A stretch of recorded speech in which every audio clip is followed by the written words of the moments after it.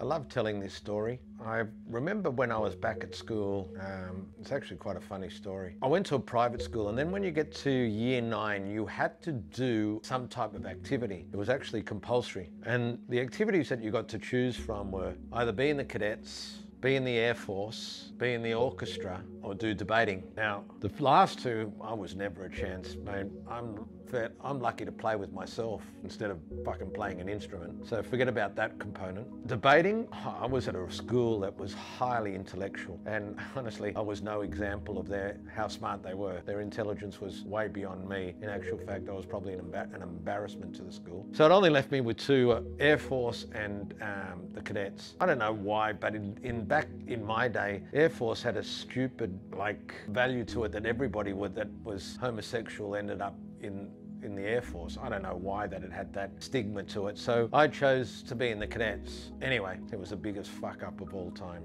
So what we had to do is each Friday we would get the last 2 periods off school, and then you'd have to stay back an extra hour or 2 and do similar to what you would do into an army. You know, you'd line up on parade and you'd get a physical inspection, and you get a clothing inspection and making sure that everything was up to scratch. Anyway, you can only imagine my uniform, right? My brass that we had to clean and make sure it was polished, and your boots that had to be all polished. And I failed inspection every single Friday. So I would be on a thing called DP, which was detention parade. I was always the only person on detention parade. And part of my punishment was that I'd have to stand in the middle of the playground, right? And I'd have to have my hands spread open like that. And they would put school bags on my arm. And if my arms dropped a certain length, then I'd have to recommence and do the punishment all over again. Now, it was, I don't know what the criteria, it was gettable, the criteria, but it was just ridiculous. In actual fact, I used to fail on purpose just because I wanted to irritate. The guys that were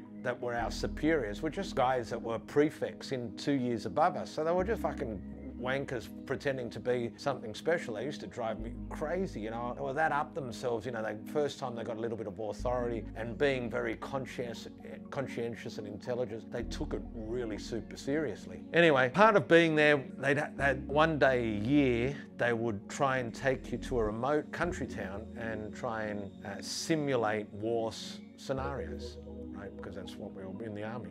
Anyhow, I remember this one time we went to Singleton. It was about, I don't know, 3 hours away or whatever it was. And, you know, fuck, I hate scumming life, right, man? I'm the worst camper. I can't put up a tent. I don't know how to cook. I've got no survival strategies whatsoever. I'm really poor when it comes to stuff like that, really poor. Anyway, so by saying that, you can just imagine how poorly prepared I was when I went away. I really took the bare essentials, and it really was highlighted to me once I got to the camp by not being prepared how much I actually struggled when it came to the activities they had planned. I was freezing cold. I didn't bring enough clothes. My sleeping bag wasn't waterproof. I didn't know how to put up a tent. So when it did rain, and it did rain a couple of times, I was woke up shivering. I was completely a mess. Anyway, this activity, which was really, and the whole of the school prided themselves on this activity. It was called orienteering. I had no idea what it was about. Anyhow, what they had planned to do is that the year above us also were in the army, but they were called commandos. They were just like the arch enemy. And what the activity was, and honestly, it would never survive in these days now, completely. Honestly, it has to have an OH&S issue now. What they would do for you is they'd wake you up in the middle of the night about 2 o'clock in the morning and supply you with a compass and a very basic map. And they would pick you up in groups of 4 and 5, and they put you in the back of a truck, and then they would throw you into the woods, and you had to make it back to camp. That was your job, right? So you had to use your compass and this map. That's all they gave you, right? And they obviously, when they knocked on your tent or grab you from your tent, they did say that you had about 5 minutes to get ready, and strongly recommended that you be rugged up. Again, poorly prepared. I had hardly anything to wear. I just had a jumper, and anyway, I was freezing. amazing. So my four, we get dropped off in the middle of the bushes and we've got to make it back to this camp. Now, I have no idea, but I knew they also said to win the game, you had to not get caught by the commandos, and the person that can make it back to the camp safe without being caught is the winner. Now, it didn't matter, even if you found the camp straight away, which was almost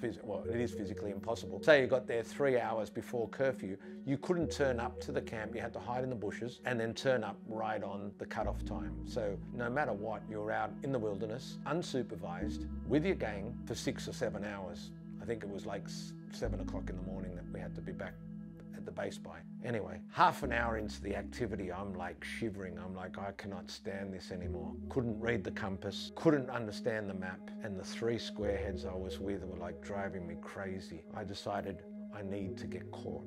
That's the only way I can get out of this. I need to go and find the guys that are chasing us, and I'm going to make myself obvious so I can get taken back to camp and I can go back in the warmth and I can eat some food, and I don't give a fuck if I'm the first person caught. So I separate myself from the camp. Do you know what? I couldn't fucking find them. I was the only person that was not caught. All night I went to the road. I was trying to flag down people in the car. Now, can you imagine? This is a private school. I'm on the road trying to flag down. I could have ended up anywhere, killed or anything. I end up winning the competition. I win it. 2 days later at assembly, in front of all the parents of all these people who know what I'm like, who is the most prestigious award that their kids would have adored to win at assembly. Who wins it? Me. I walk up, I say, Mr. Fabry, how did you do it? I told them at the assembly, these are the biggest squareheads of all. I'm actually looking for the commandos, but nobody can frickin' find me. That's the secret to success. So this compass, this map, I never even used it. I don't even know how. Hilarious. Got detention for 10 weeks in a row. That's my story.